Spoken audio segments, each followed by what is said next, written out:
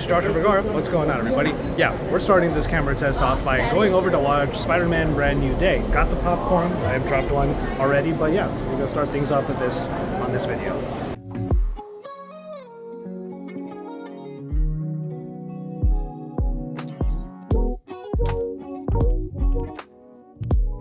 That thing is crazy big. It's the size of the popcorn.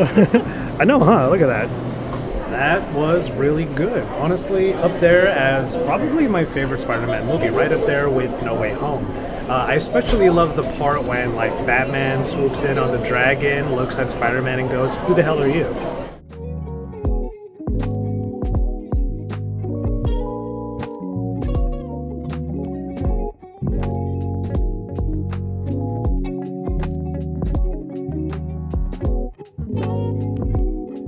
It's been a long time since I've had a tea break in a video, and we're gonna get to that, but first we gotta let this blueberry syrup cool down. In the meantime, let's get started on this video and why it took me a long while to get this done. Hey, it's Joshua Vergara. What's going on, everybody? Had to do that one again because, well, even though it is super hot in SoCal right now, that particular day we did end up just sort of walking around the mall, having some mall food, got a pretzel, all of that, and it was a really good time. Spider-Man Brand New Day is a great movie, by the way, but it took a while for me to figure out what to do for certain parts of this real-world camera test, and I ended up just coming back to my old faithful, the LA Arboretum, and it is still hot today, so bear with me if I'm a little bit like out of breath, if I'm clearly feeling it from the unbearable sun right now. I'm basically out here looking to get a bit of a tan. But in any case, I'm going to spend some time here, maybe an hour or so, just getting some nice photos using the cameras here on the Samsung Galaxy Z Fold 8. That's right, we're taking a closer look at the cameras of the Galaxy Z Fold 8, Samsung's short and stout, new foldable that has been getting a ton of buzz lately, and for good reason. Honestly, this is a pretty fun phone to use due to the novelty of the new shape. Now, I saw a lot of you in the comments taking bets on how many times I was going to say the words form factor or new shape or whatever, and believe me, there will be time for that. But for now, we're going to focus on what kind of pictures and videos you can get out of the Z Fold 8, especially when you pair the phone up with a few accessories that I just actually took off of the phone to show you the phone in its just natural state, and I would use those accessories to expand its usability. Which make it easier to get certain shots, hands-free for example, and that's the reason why having certain things like a MagSafe or magnet-compatible case is really important to expand the experience here. That's not to say I'm not going to use the actual front-facing camera on here. Here's an example of it. I just won't be using it quite as much, as is usually the case with these real-world camera tests. The front-facing cameras just aren't necessarily the best performers, and on a foldable, if you do get good rear cameras, you might as well use them all the time anyway. In a nutshell though, I find myself feeling just fine with the cameras on here, because Samsung did a pretty good job of making sure that this non-ultra phone still has enough to be a good daily shooter. And that would be due to dual 50 megapixel rear cameras, which can be used for the vast majority of shooting scenarios, since the cover display can be used like a viewfinder popped out. That means group selfies, traditional wide-angle vlogging footage, and setting the camera up while still having at least somewhat of a view of what you're trying to capture. That's one of the fundamental benefits of having a foldable, and it definitely works really well here on the Galaxy Z Fold 8.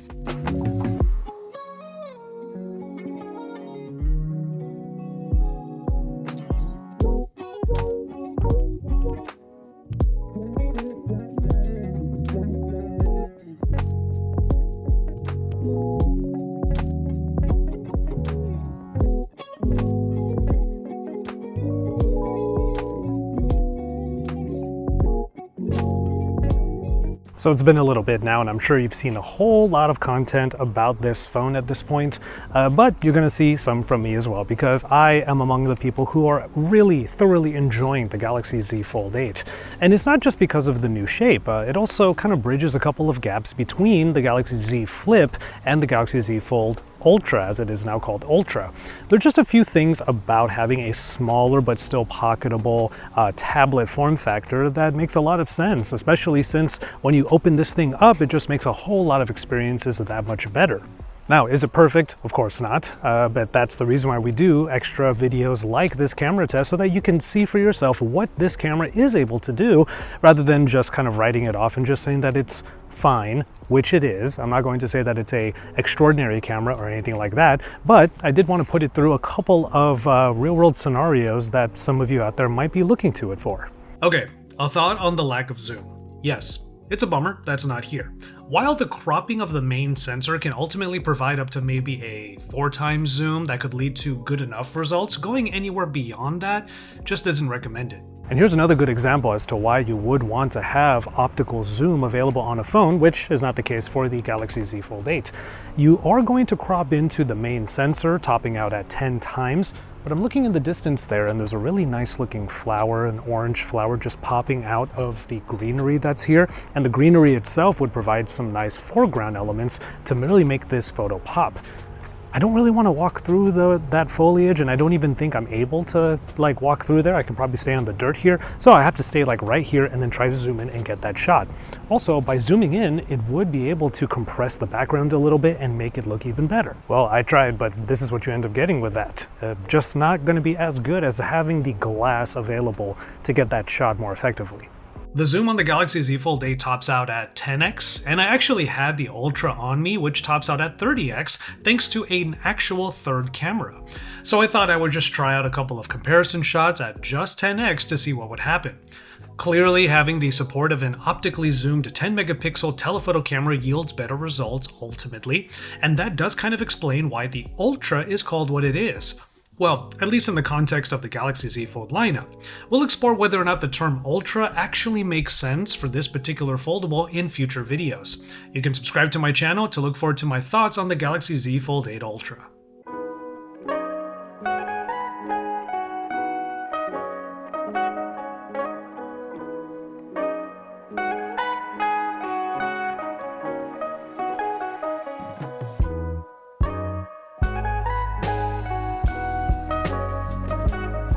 Well, the tea is ready.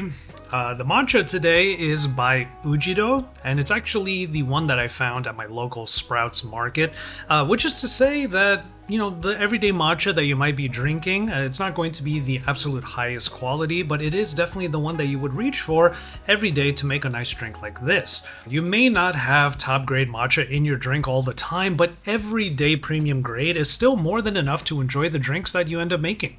And sometimes the support would be in the form of things like this blueberry syrup, or the milk that I'm using, or some of the sweeteners that kind of give it a little bit more of that punch, that flavor that I'm looking for. It is a loose analogy for the Galaxy Z Fold 8 for sure, but that's how I feel lately about using the phone on the daily. The extras that I've been pairing it with honestly make the experience really enjoyable. Is it the best of the best, or rather is it ultra? Certainly not, but it is plenty. Sometimes you just gotta find the solutions for the issues or the quibbles or quirks that might come up. Speaking of solutions, the first batch that I tried making of this, I actually spilled all over my kitchen island and onto one of my stools. Big bummer, but there's a tool and there's a solution for fixing that, I'm sure. I'll have to look into that a little bit later on. But for now, let me know what you're doing to solve problems in your life. What tools and solutions do you have for the stuff in your life? Let me know in the comments below. Share some thoughts and stories in the comments and let me know what's going on, everybody. Thanks for hanging out today, because I hope you come for the tech, but you stay for the tea. All right, let me sip on this for a little bit and let's get back to it. One of the good things about having a foldable launch after the Galaxy S launches every year is that some of the features that make it onto those more classically built phones make it onto the foldables. We are going to talk about the APV, the Advanced Professional Video Codec, a little bit later. The log recording, I did use it for a straight up social media video, but we'll get to that later. But there's also the horizon locking feature that might make it so that this could be a pretty good action camera. Let's take a look at that.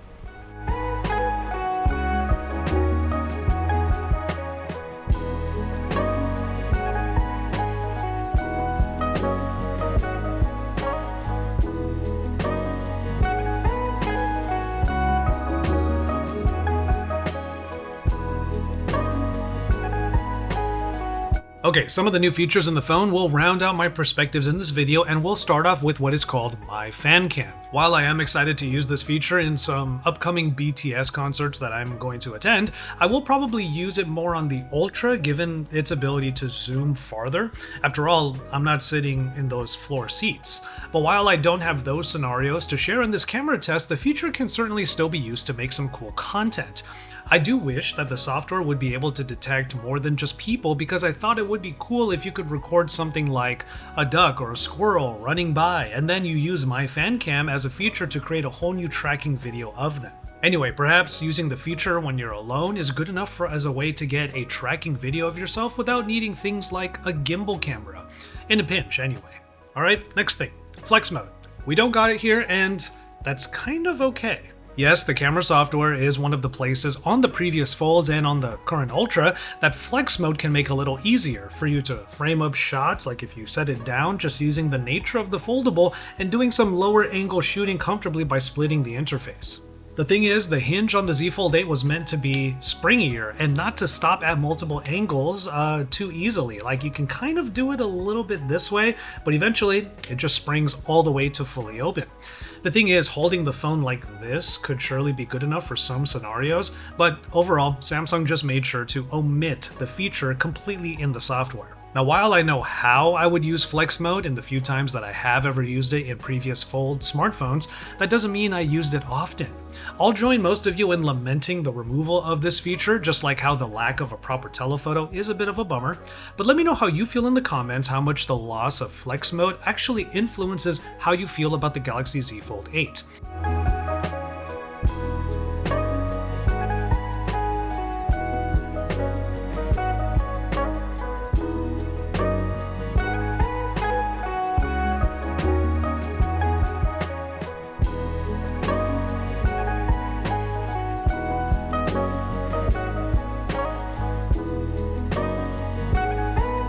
So what is my final word on the Galaxy Z Fold 8 camera? In a word, fine. I do think that Samsung's penchant for digital enhancement of photos and their usual saturated look are all quite familiar and all here, so if you haven't been into all that in the past, nothing's really changed here. I still appreciate the inclusion of 50 megapixel sensors for the rear cameras, but it's not like they're huge sensors, and thus software has to make up for some of those nuances. We're still not at a place, it seems, where superpowered cameras from bar phones can fit into these foldables without making them plenty thick. That's fine, I get it, but maybe one of these years Samsung or someone will just throw caution to the wind and we get a chonky phone with a comically large camera bump, but it yields incredible results.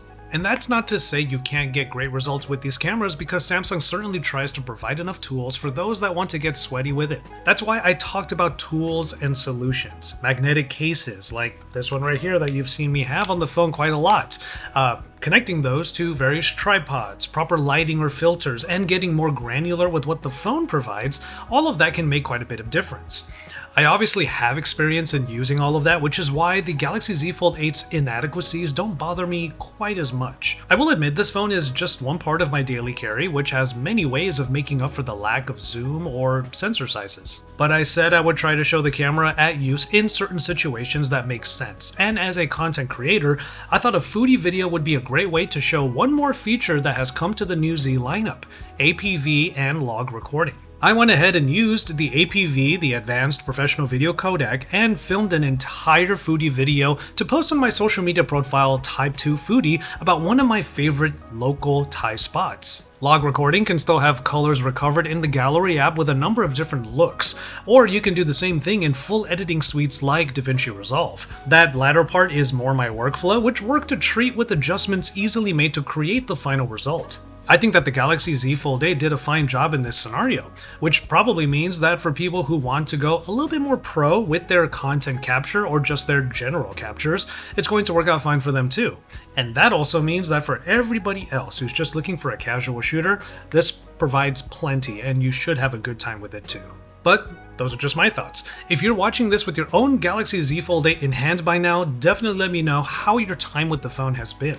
Look forward to upcoming content on the Ultra, the Galaxy Z Fold 8 Ultra, and my final thoughts on this shorter and stouter version by subscribing to my channel. Sound off in the comments and drop a like while I go ahead and call it on this one. Thank you so much for hanging out with me again today. Please take care of yourselves and each other, and enjoy your tea, everybody. Don't spill it. Enjoy it. Now I gotta figure out how to clean up that massive stain.